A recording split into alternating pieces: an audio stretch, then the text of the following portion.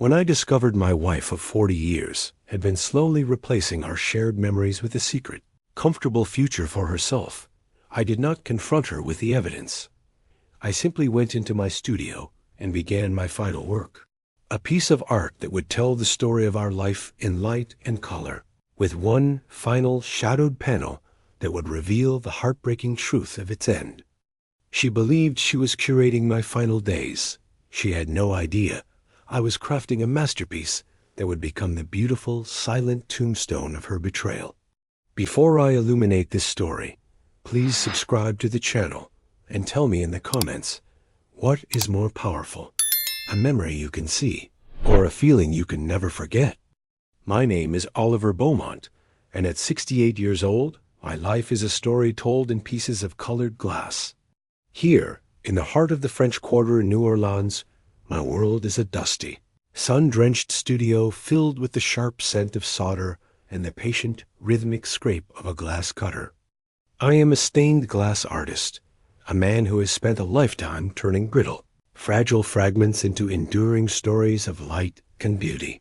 This studio, this life, was a symphony the first composed with my wife, Camille. For 40 years, she was my muse, my critic, my partner. She did not cut the glass, but she saw the light in a way I never could. She would describe a feeling, the warmth of a summer afternoon, the melancholy of a winter twilight, and I would find the colors to match her words. Our life was a constant, loving collaboration. The greatest works of my life are not in churches or museums. They are the panels that hang in the windows of our own quiet apartment above the studio, a private gallery of our love. There is a small, amber-hued panel depicting the cafe where we first met. There is a swirling, deep blue and silver piece that captures the magic of the first night we danced under the stars. Each one is a memory, captured in light. Camille is the light in all of them, or so I believed. The shadow fell on a humid Tuesday in September. A doctor in a cool, quiet office used a series of gentle, clinical terms to describe a weakness in the walls of my heart. He called it a serious degenerative condition. He spoke of a new, experimental, but highly promising surgical procedure. It was my only real chance at a future. The shadow lengthened when he told me the cost. It was a staggering sum, a number so large it seemed unreal, an amount that would consume every penny of the life savings we had so carefully, so lovingly built together. I went home that day, the doctor's words a heavy, leaden weight in my soul, and I told her everything. I watched her beautiful, beloved face, the face I had mapped in glass 100 times, crumple with a perfect, believable grief. She held me, her tears warm on my shoulder, and we stood together in the fading afternoon light, two people facing the end of their story. In the days that followed, she became my fierce protector, my tireless advocate. She spent countless hours on the phone, her voice a determined, urgent hum as she spoke to specialists, to clinics, to anyone who would listen. And then, a week later, she came to me in the studio, her face etched with a deep, sorrowful resignation. "Oliver, my love," she said, her voice a heartbreaking whisper. "I've spoken to the best doctors in the country. They've all said the same thing. The surgery, it's too dangerous. The chances are so small." She took my hands, her touch as gentle as ever. "So I have a different idea. Let's not waste our last precious time in sterile hospital rooms, fighting a battle we cannot win. Let's take our savings, our nest egg, and let's live. Let's go to Paris, like we always dreamed. Let's see the light in the Sainte-Chapelle together. Let's have one last, perfect year, a year of beauty, not of pain." Her proposal was a masterpiece of loving, selfless logic. She was offering me a final, beautiful chapter, a year of art and love instead of a futile, painful struggle. In my fear, in my absolute, unwavering trust in her, I agreed. The thought of leaving her bankrupt and alone after a failed surgery was a horror I could not bear. Her plan felt like the ultimate act of love. I did not see the subtle, hidden fracture in her grief. I did not see the shadow of another man standing behind her. I did not yet know that my loving, devoted wife, my partner in art and life, was not just letting me die. She was working with our oldest friend, the wealthy and respected Dr. Philip Sterling, to ensure it. I did not yet know that our final, perfect year was not a tribute to our life, but the carefully planned runway for hers. Our one last perfect year began with a beautiful, tender lie. Camille threw herself into the planning with a vibrant, almost frantic energy. She filled our apartment with travel books, her laughter echoing in the rooms as she described the Parisian cafes we would visit and the Italian sunsets we would watch. She was a magnificent actress, playing the part of a woman determined to wring every last drop of joy from a borrowed year. I, in my love and my fear, was her captive audience. I let her dream for both of us, my own fear of the future soothed by the beautiful, distracting melody of her plans. Our oldest friend, Dr. Philip Sterling, became a constant, comforting presence in our lives. A wealthy and respected physician, he had been the best man at our wedding, the godfather to our stillborn son, a fixed point in the constellation of our life. He would visit often, his face a mask of deep, sorrowful concern. He would review my medical charts, sighing with a heavy, professional sadness. "Oliver, my dear friend," he said one evening, his hand resting on my shoulder, "Camille is right. The odds are just too long. To put yourself through that ordeal, it would be an act of cruelty. This final year, this is the right choice. It's a brave choice." He was not just a friend, he was a doctor, and his sober, expert confirmation of her story sealed my fate. I had no reason to doubt him. He was a man of science and a man of honor. The turning point, the moment the beautiful stained glass window of my life was shattered by a single ugly stone, was an accident of my own making. I was in my studio, working on a small, simple piece, a gift for a friend. I was cutting a piece of deep blue glass when the cutter slipped, gashing my hand. It was a deep, nasty cut, and the bleeding was profuse. I called out, and Camille rushed in, her face pale with alarm. Philip happened to be visiting, and he immediately took charge, his physician's instincts kicking in. While he was expertly bandaging my hand, he sent Camille to his car to retrieve a specific antiseptic from his medical bag. In her haste and her panic, she grabbed his entire briefcase instead of just the bag. After my hand was tended to, she placed the briefcase on a nearby workbench, and in the quiet aftermath of the small crisis, it was forgotten. Later that evening, after Philip and his still-shaken Camille had gone to bed, I was tidying up my studio. I saw the briefcase, a handsome, old leather satchel I had seen him carry 100 times. I picked it up, intending to put it by the door, so he would remember it in the morning. But the latch was not closed properly, and as I lifted it, the case opened, spilling a sheaf of papers onto the floor. I knelt to gather them, my bandaged hand aching. They were medical documents, patient files, and then I saw my own name on one of them. It was not a patient file.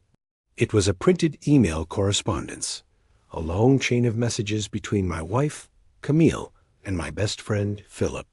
My heart stopped. I knew, with a certainty that was as cold and as sharp as a shard of glass, that I should not read them. But I had to.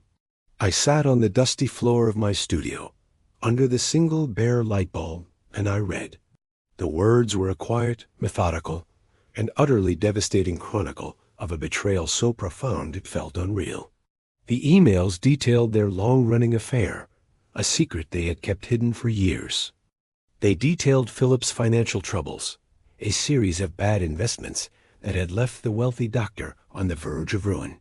And then they detailed their plan, a plan born the very day I had received my diagnosis.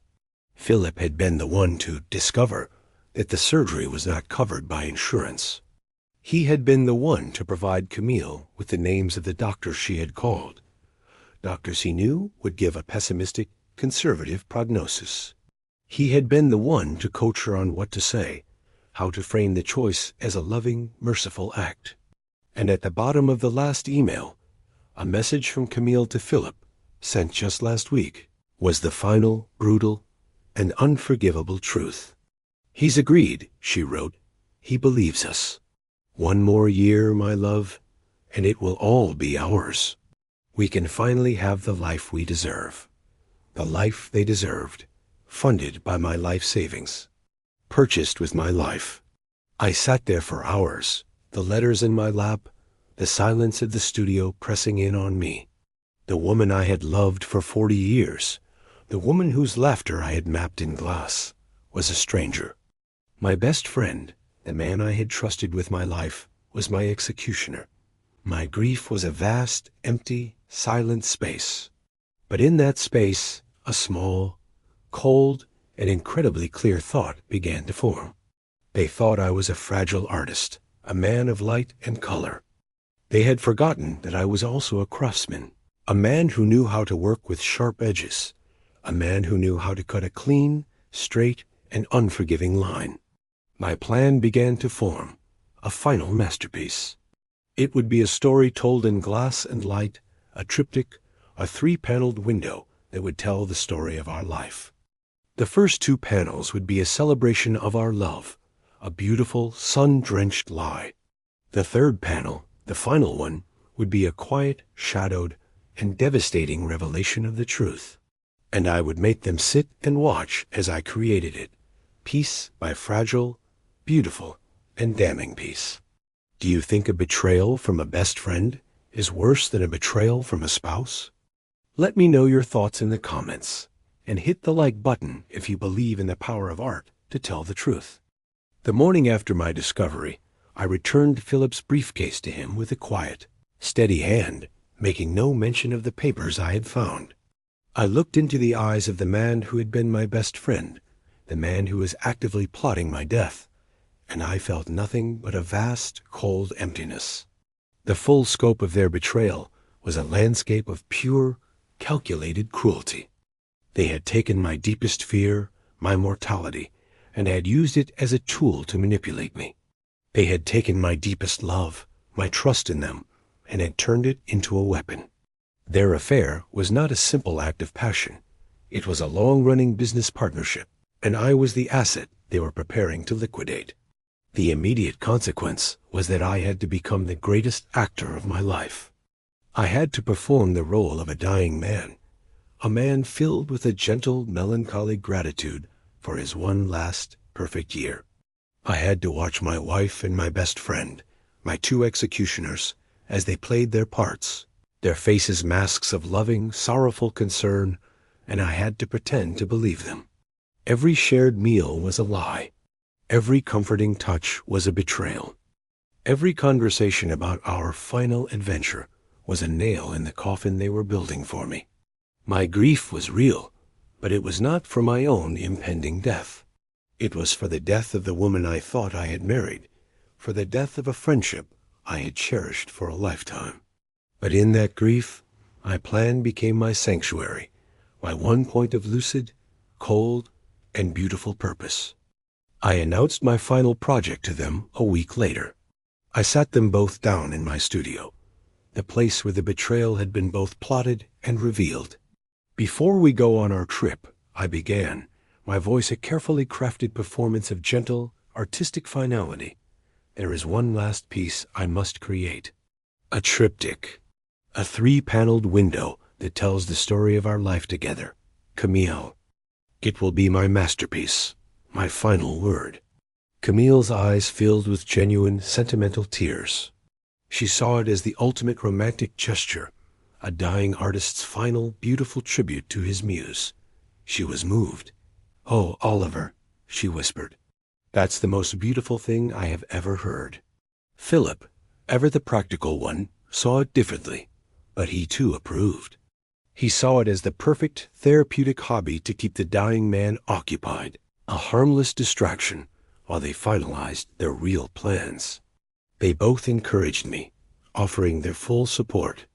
They had no idea they were not just encouraging a piece of art. They were commissioning their own indictment. I began my work immediately, and I made them a part of the process. I needed them to be witnesses to their own judgment.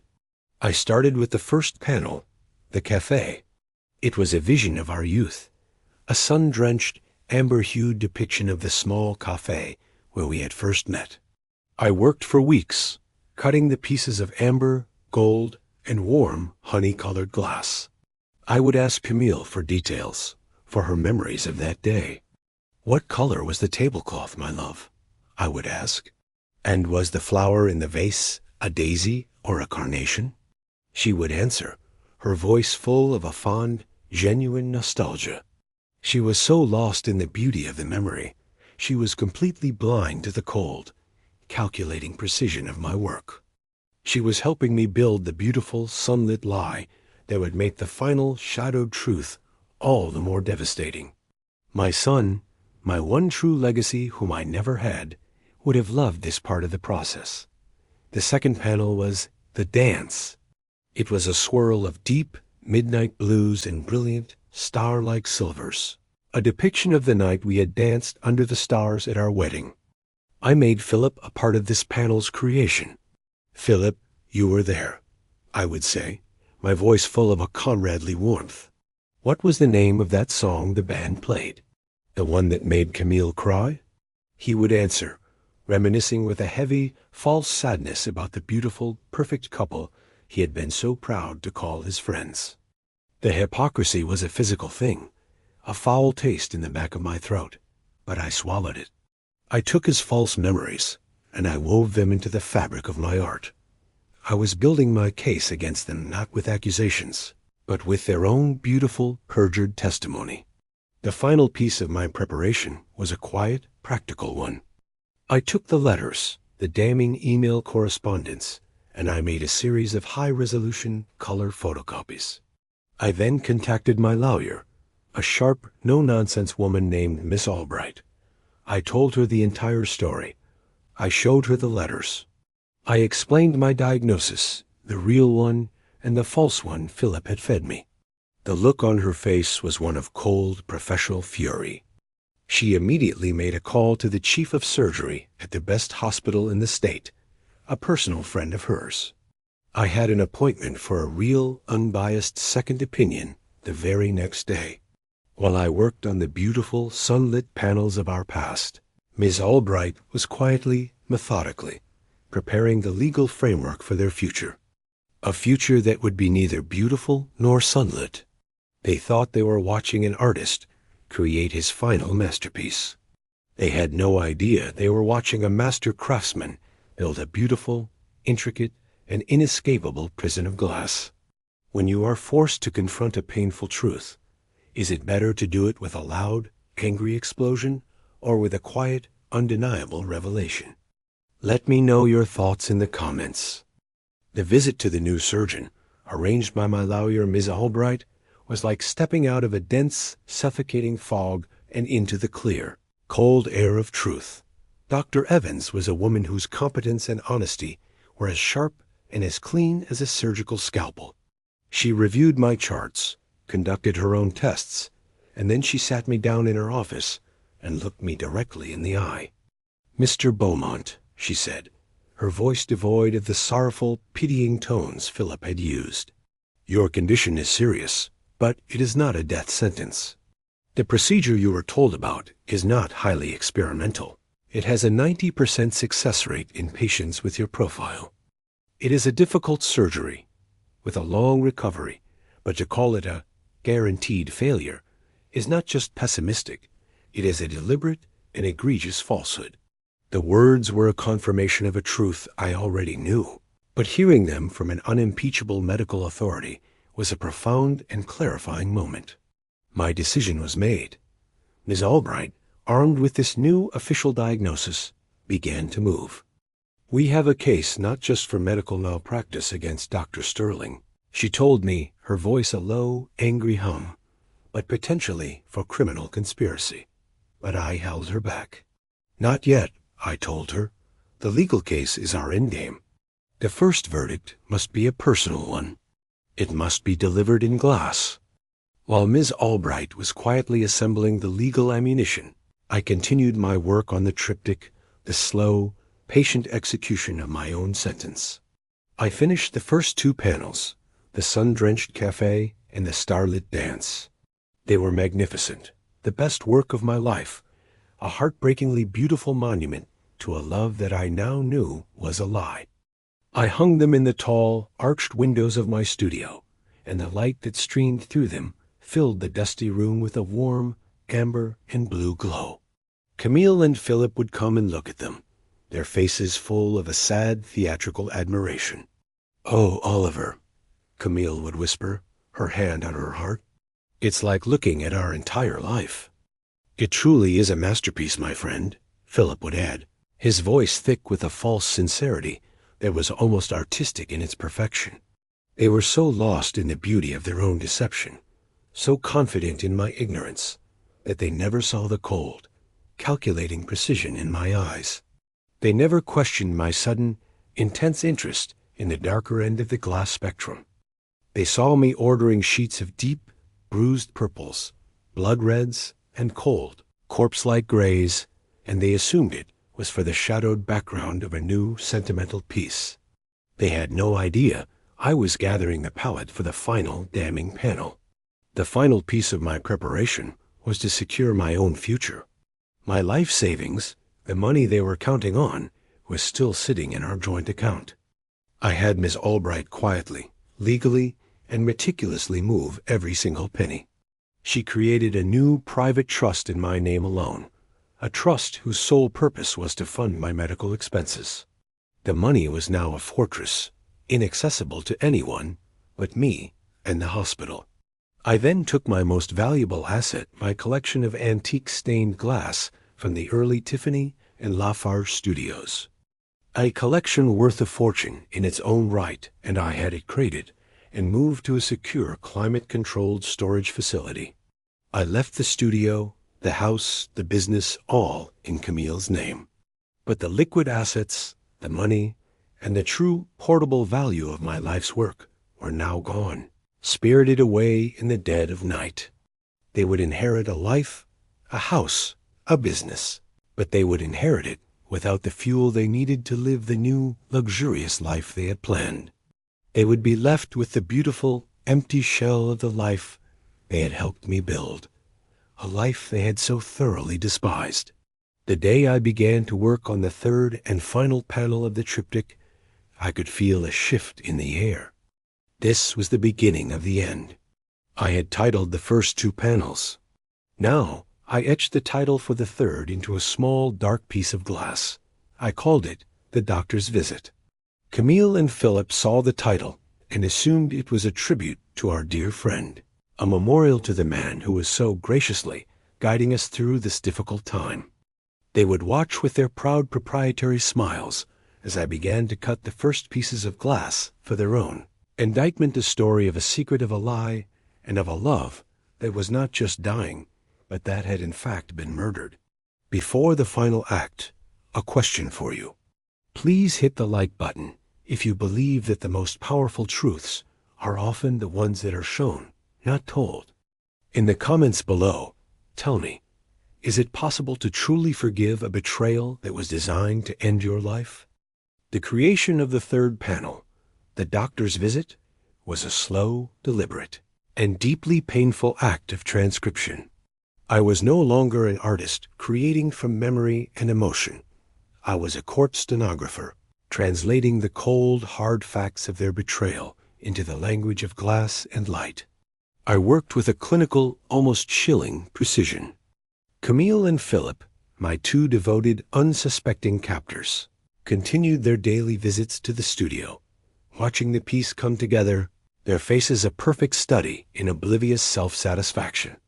They saw me hunched over my light table, carefully cutting shards of glass, and they believed they were witnessing the final, sentimental act of a dying man. They had no idea they were watching their own execution being meticulously crafted.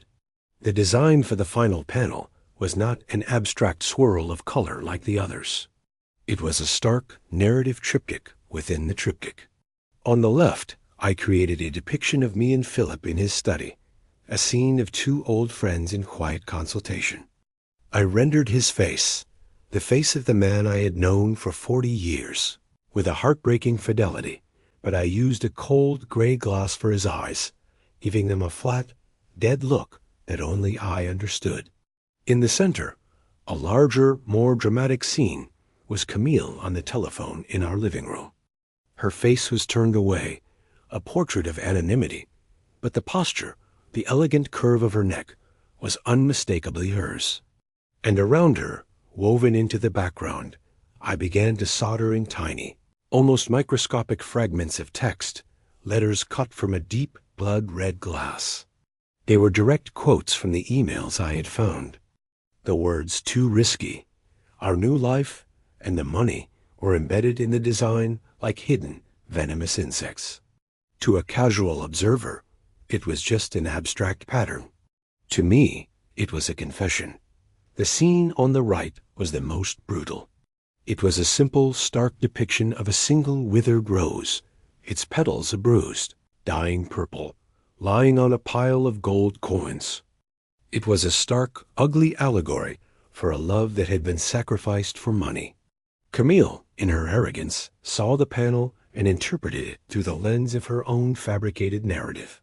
"Oh, Oliver," she said, her voice a soft, sad murmur as she looked at the central image of herself on the phone. "You've captured the stress of it all. The endless phone calls, the worry." She looked at the withered rose.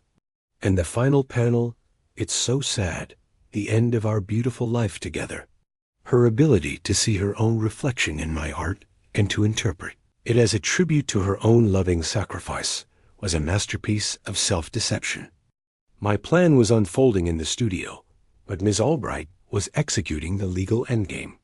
The surgery was scheduled. It was to take place in 2 weeks, on a Tuesday morning, the very day that Camille and Philip believed we would be flying to Paris for the first leg of our final perfect year. I had already begun my pre-operative regimen, a series of medications and dietary changes, all done in secret. I would take my pills in the privacy of my workshop, hiding the evidence of my own quiet, determined fight for survival. The final piece of the plan was the unveiling. I told Camille and Philip that I would finish the final panel on the Monday before our trip. I wanted to have a small, private ceremony in the studio that evening, just the 3 of us. I would light the window from behind for the first time, and we would share a final bottle of champagne to toast our life, our friendship, and the completion of my last great work. They loved the idea. It was dramatic, it was sentimental, it was the perfect final scene in the play they believed they were directing. They had no idea I was not planning a toast, I was planning a tribunal. The day before the unveiling, I did one last thing. I took the high-resolution, color photocopies of their email correspondence. I carefully, painstakingly, laminated them to make them rigid and waterproof. Then I went to my safe deposit box and retrieved the original letters. I put the originals back in my safe. The laminated copies, however, I brought back to the studio. That night, after my 2 loving betrayers had gone to bed, I performed the final surgical act on my masterpiece. I carefully removed the backplating from the 3rd panel of the triptych, and in the hollow space behind the glass, behind the story of their lie, I sealed the laminated, undeniable proof of it. The letters were now a permanent, hidden part of the artwork. The evidence was no longer just in a file. It was entombed within the very fabric of the piece. The window was no longer just a story. It was a reliquary, a beautiful, stained glass box that held the ugly, withered bones of their betrayal. The stage was set. The evidence was in place. The light was ready to be turned on, and my 2 dearest, closest enemies were about to be judged by a jury of 3, me, my art, and the ghost of the love they had so casually, so cruelly murdered. When an artist creates their final work, what is it that they are truly trying to say? Let me know in the comments, and don't forget to hit the like button if you're ready to see the final picture. The final evening arrived on a soft, warm New Orleans breeze. The studio was clean, quiet, and filled with a profound, almost sacred sense of anticipation. The triptych stood in the center of the room, its face shrouded by a heavy, velvet curtain, a powerful backlight ready to be switched on. A single small table was set with 3 champagne flutes and a bottle of the vintage champagne we had saved for our 50th anniversary.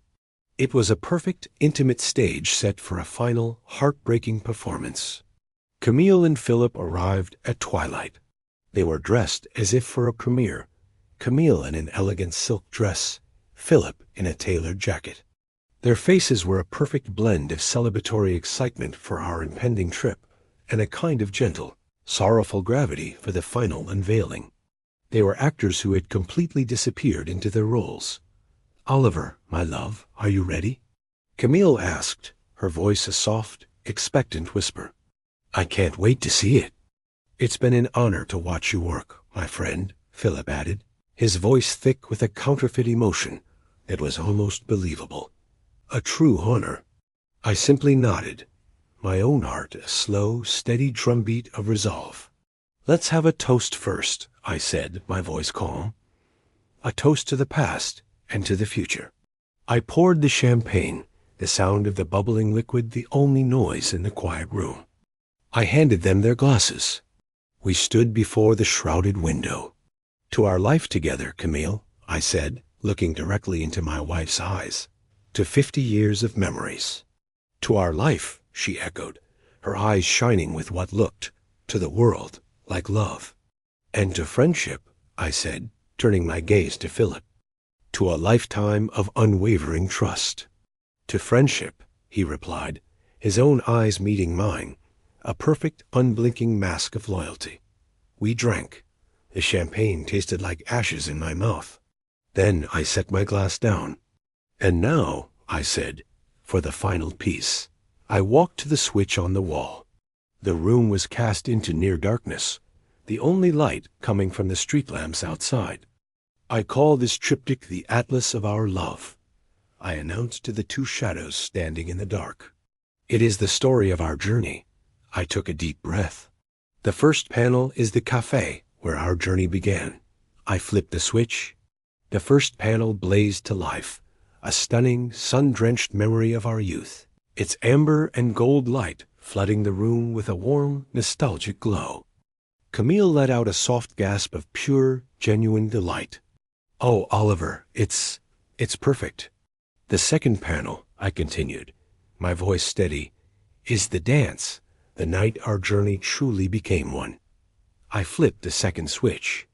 The middle panel ignited, a swirling vortex of deep blues and brilliant silvers, a perfect, romantic dream of a memory. The studio was now bathed in a beautiful, almost magical light. Camille was openly weeping now, tears of sentimental joy streaming down her face. Philip stood beside her, his arm around her shoulder, a silent, supportive pillar of friendship. They were completely lost in the beautiful lie I had so carefully constructed for them. "And the third panel," I said, my voice dropping, the warmth draining out of it, replaced by a cold, hard, and unforgiving clarity, the final part of our journey. "I call this one the doctor's visit." I flipped the final switch. The third panel exploded with light, but it was not the warm light of nostalgia. It was a cold, harsh, almost clinical light, the bruised purples and sick grays casting long, ugly shadows across the room. The story it told was stark and undeniable. My face, their faces, the withered rose, the pile of gold coins. And the words, the tiny, blood-red words woven into the background, now pulsed with a venomous light. Camille's weeping stopped. She squinted, her head tilted, trying to make sense of the ugly, jarring final image. Philip's arm tightened on her shoulder, his face a mask of sudden, profound unease. "What is this, Oliver?" Camille whispered, a note of fear creeping into her voice. "It's so dark." "It's the truth," I said, my voice a quiet, final judgment. "It's the end of the story. But I think you're missing a few of the details." I walked to the back of the triptych. I took out the small, powerful magnet I had hidden.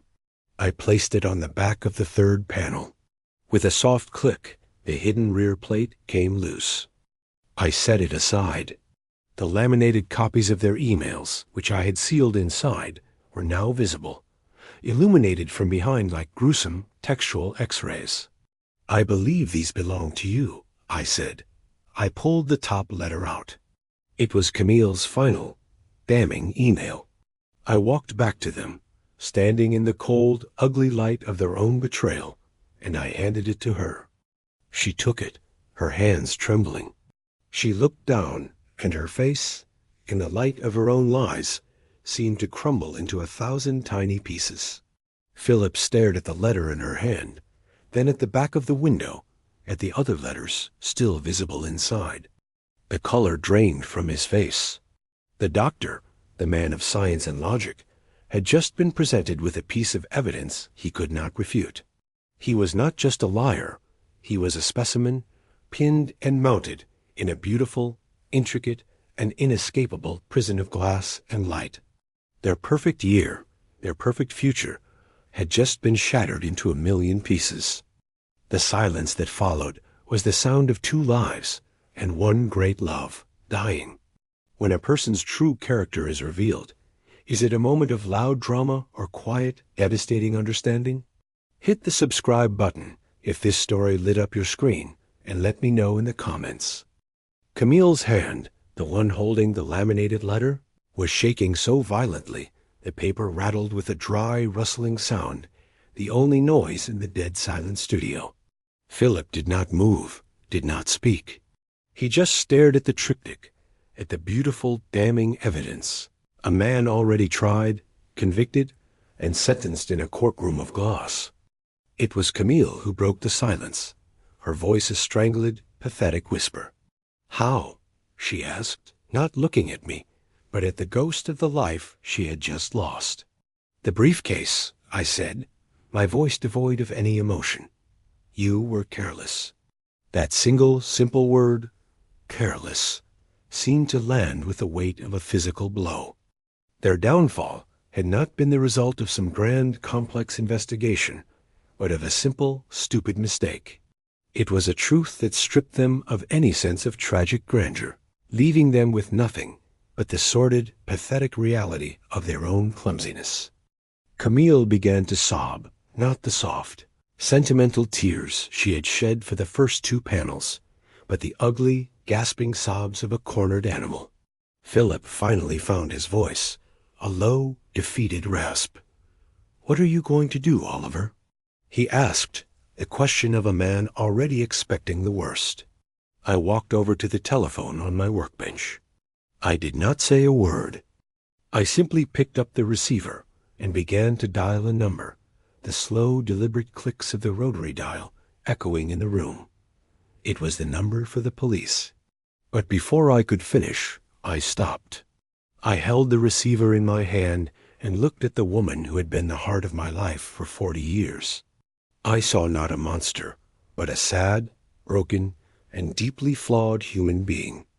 And in that moment, I knew that a legal battle, a public scandal, was not the right ending to our story. It was too loud, too ugly. My revenge, I realized, had to be as quiet as personal, and as final as the art I had created. I slowly placed the receiver back in its cradle. "I'm not going to do anything," I said, my voice a quiet whisper. "The art has already spoken. The truth is in the room. That is enough for me." I then walked over to the table and picked up my own untouched glass of champagne. "My surgery is scheduled for 7 a.m. tomorrow morning," I announced to the silent, shattered figures before me. "Miss Albright, my lawyer, has already paid for it in full. She will be my medical proxy. My life is in her hands now, not yours." I held up the glass. "So, I will finish my toast. To the future, my future." The words were a quiet, final, and devastating act of severance. I was not just surviving. I was moving on, into a future they had tried to steal from me, a future they would have no part in. Their faces, in that moment, were a study in pure, abject defeat. They had not just lost the money. They had not just been exposed. They had been rendered irrelevant. They had become nothing more than a bad memory, a shadowed, ugly panel in the story of a life that was going to continue without them. I left them standing there, in the cold, accusing light of their own betrayal, and I walked out of my studio for the last time. I did not look back. My surgery was a success. The recovery was long and difficult, but with every beat of my healing heart, I felt a new, quiet strength. Miss Albright handled the divorce. It was quick and uncontested. Camille took the house, the studio, the business, the beautiful, empty shell of our life together, just as I had planned. She and Philip were left with a life sentence of their own making, trapped in a house where every window, every beam of light was a silent, permanent reminder of their treachery. I moved to a small, quiet town in the countryside, a place with clean air and a wide, open sky. I did not build a new studio. My work with glass was done. Instead, I began to draw again, with simple charcoal and paper, mapping the new, quiet, and peaceful landscape of my own solitary future. One day, a package arrived. It was from a gallery in New Orleans. The new owners of my old studio, a young artistic couple, had found the triptych. They wrote that it was the most powerful and heartbreaking piece of art they had ever seen. They were asking for my permission to display it publicly. I wrote back a single, simple sentence. "The truth," I wrote, "is always meant to be seen." My revenge was not in their punishment, but in my own survival. It was in the steady, rhythmic beating of my own mended heart. It was in the clean, quiet lines of a new map, a map of a life that was not an ending, but a new and unexpected beginning. I had taken the ugliest story and turned it into a piece of beautiful, enduring, and honest art. And for a craftsman like me, there is no sweeter revenge than that. Thank you for following my story. Please subscribe, hit the like button, and leave a comment telling me what you believe is the truest form of art, a beautiful lie or a painful truth.